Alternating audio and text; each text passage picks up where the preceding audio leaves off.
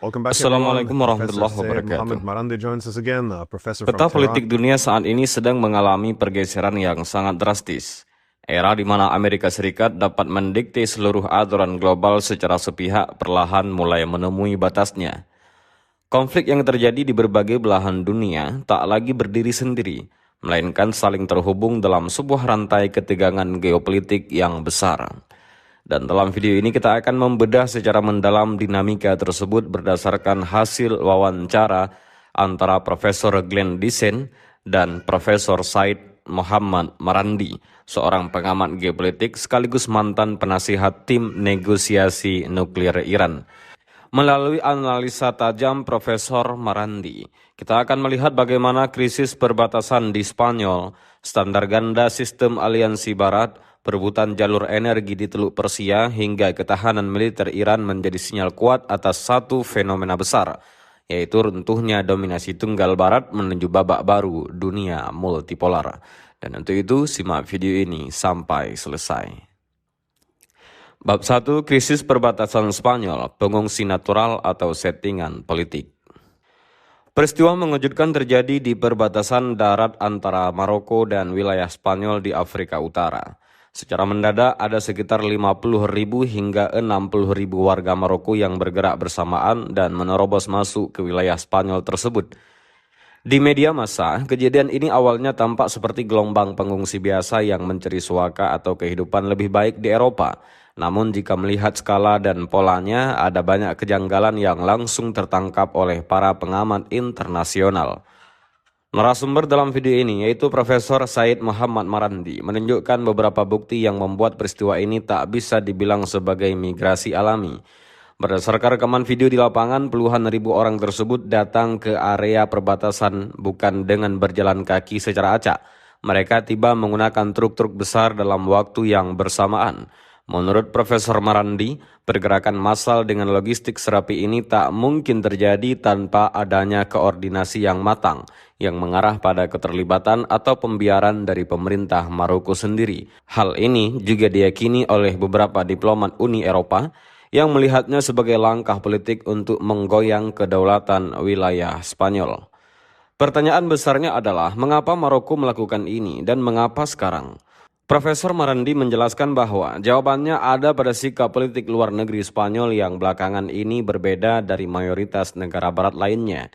Pemerintah Spanyol mengambil posisi yang cukup berani dengan bersikap sangat kritis terhadap kebijakan militer Israel di Gaza dan Lebanon.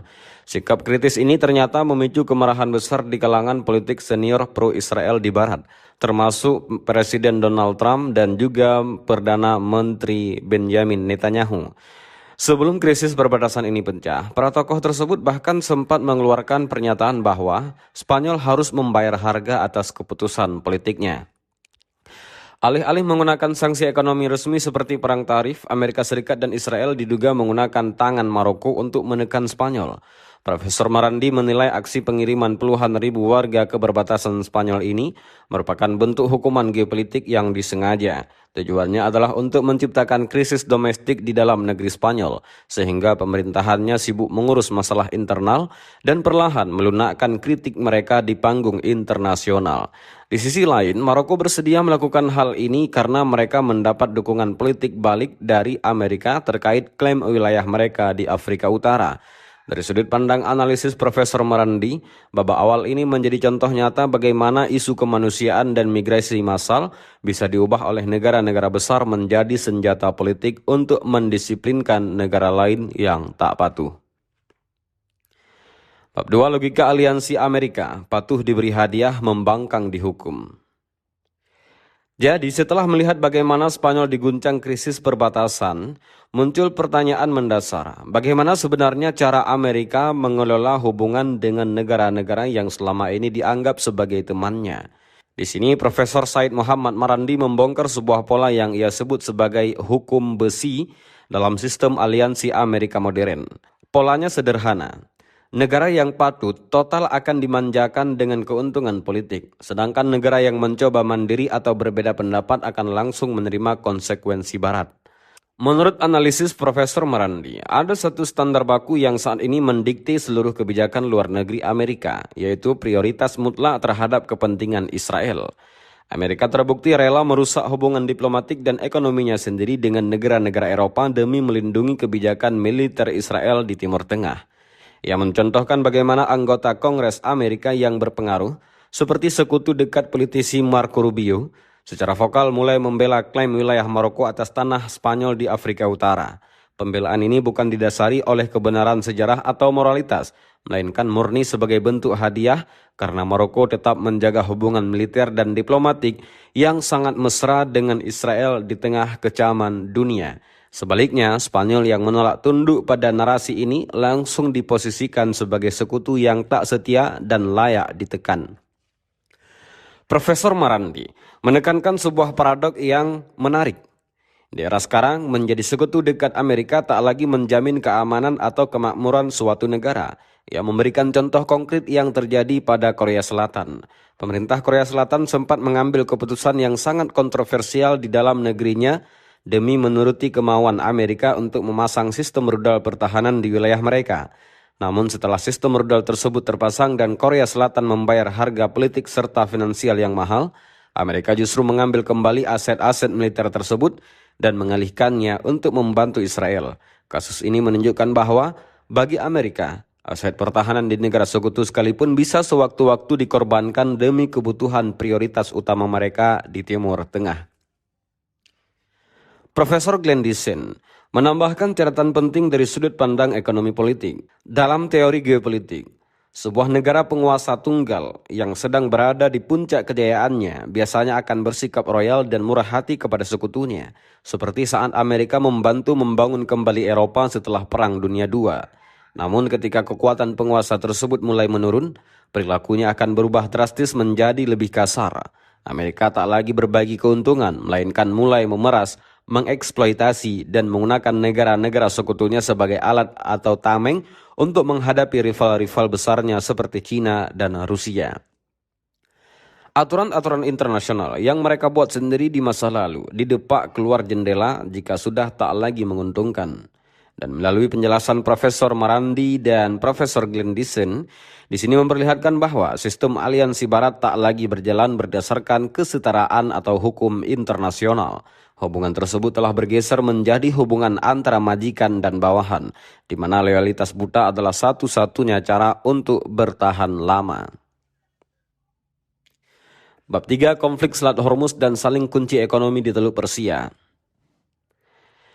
Ketegangan geopolitik tak hanya terjadi di daratan atau perbatasan wilayah. Di sini kita akan fokus beralih ke wilayah Teluk Persia, khususnya di Selat Hormuz, yang merupakan urat nadi perdagangan minyak dan gas dunia.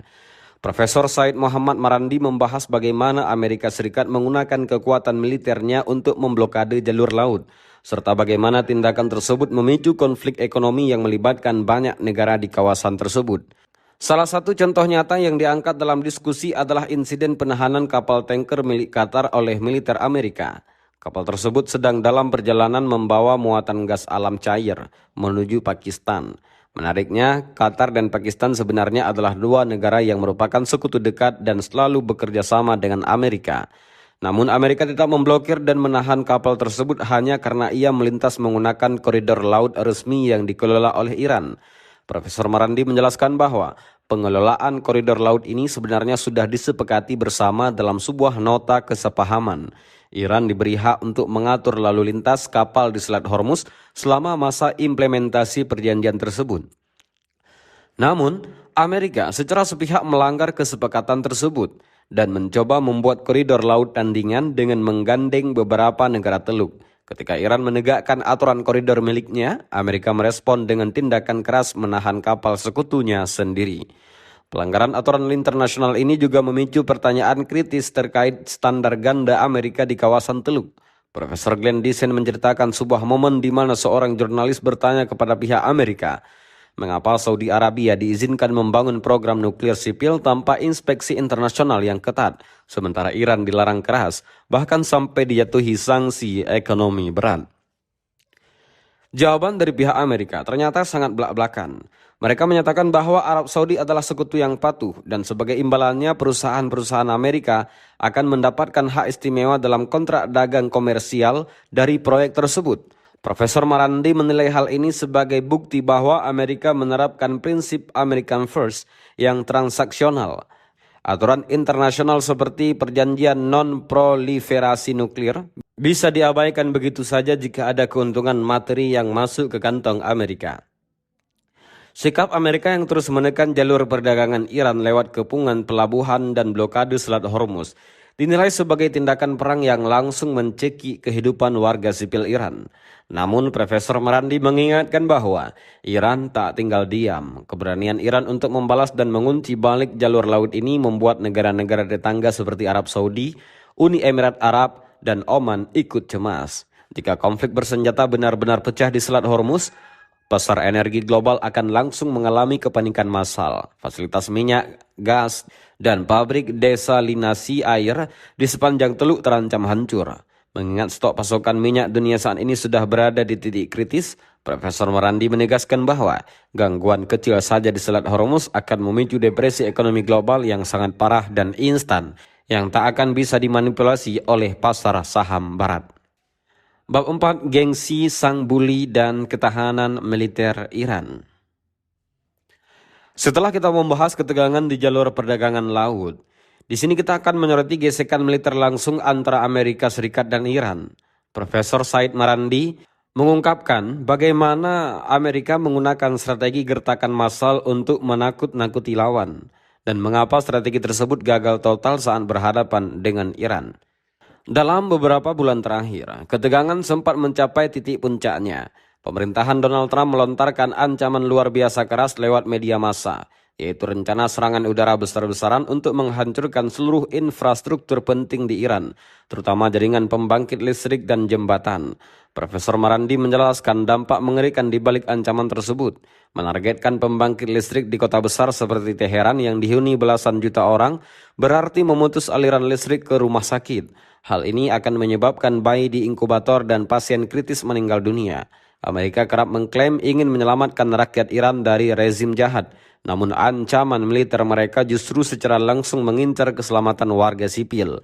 Barat bahkan sengaja membocorkan rencana ini kepada jurnalis-jurnalis mereka untuk membangun narasi bahwa Iran akan segera dikembalikan ke zaman batu.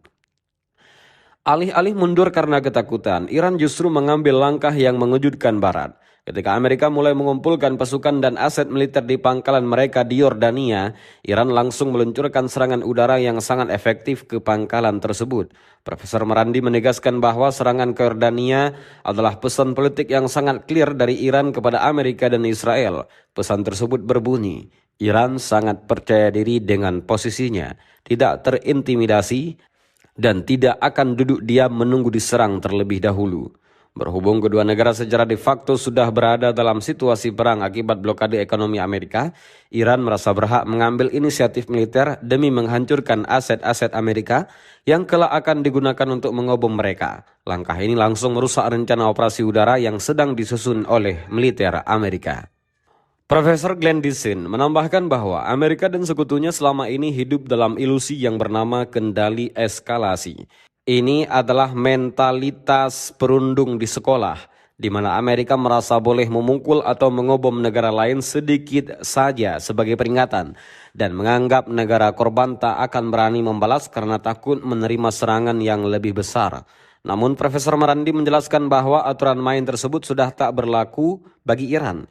Sikap Iran sangat konsisten. Jika Anda menyerang kami akan menyerang balik secara instan. Iran juga menegaskan bahwa jika wilayah mereka dibom, mereka akan membalas dengan menghancurkan seluruh pangkalan militer dan fasilitas di negara-negara tetangga seperti Kuwait, Uni Emirat Arab, Arab Saudi, Bahrain, dan juga Yordania, yang mengizinkan wilayah mereka dipakai oleh militer Amerika. Keberanian dan kesiapan Iran untuk perang total inilah yang pada akhirnya membuat Amerika terus berpikir dua kali dan ragu untuk mengeksekusi ancaman pengoboman mereka.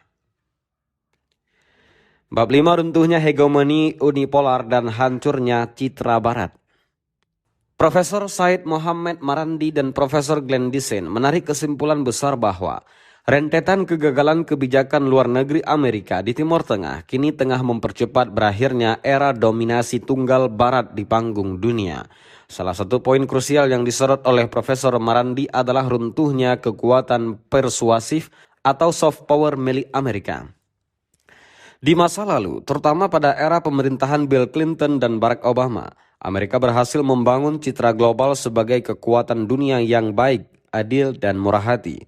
Profesor Marandi menceritakan pengalamannya sebagai dosen, di mana dulu banyak mahasiswa di Iran dan anak muda di berbagai belahan dunia percaya bahwa Amerika adalah pelindung hak asasi manusia. Namun di bawah pemerintahan Donald Trump, ditambah dengan keterlibatan langsung Amerika dalam konflik destruktif di Gaza, Lebanon, dan Suriah, citra tersebut kini telah hancur total. Amerika tak lagi dilihat sebagai pembela keadilan, melainkan sebagai kekuatan yang kejam dan transaksional. Kehilangan kepercayaan dari opini publik global ini merupakan kerugian strategis yang sangat besar bagi Barat. Penurunan kekuatan Amerika juga berdampak langsung pada stabilitas politik negara-negara sekutunya di Timur Tengah. Profesor Marandi menjelaskan bahwa pemerintahan otoriter di kawasan tersebut seperti Yordania selama ini bisa bertahan karena mendapat sokongan penuh dari badan intelijen dan juga militer Barat. Kini, ketika rakyat di negara-negara Arab melihat pemerintah mereka tetap mendukung agenda Amerika dan Israel, sementara kekuatan Amerika sendiri mulai melemah di medan perang, ketidakpuasan publik meledak ke titik kritis. Munculnya petisi terbuka dari ratusan tokoh politik di Yordania yang menuntut pengusiran tentara Amerika adalah bukti nyata. Profesor Marandi memperingatkan bahwa situasi di bawah permukaan masyarakat Arab saat ini jauh lebih rapuh dibandingkan masa Arab Spring tahun 2011 dan sewaktu-waktu bisa memicu pergolakan politik besar yang tak terduga. Pada akhir diskusi, Profesor Glenn Dixon menekankan pentingnya bagi Amerika dan Eropa untuk segera bangun dari ilusi masa lalu. Barat dinilai masih bertindak seolah-olah mereka hidup di era unipolar, di mana mereka bisa mendikte semua aturan hukum internasional sesuka hati dan memperlakukan negara lain sebagai bawahan. Namun kenyataan di lapangan menunjukkan bahwa dunia sudah bergeser menjadi dunia multipolar. Kegagalan militer Amerika untuk menundukkan Iran, ketidakmampuan mereka mengontrol Selat Hormuz, serta munculnya kekuatan tandingan seperti China dan Rusia menjadi bukti kuat bahwa dominasi sepihak Barat telah menemui batasnya.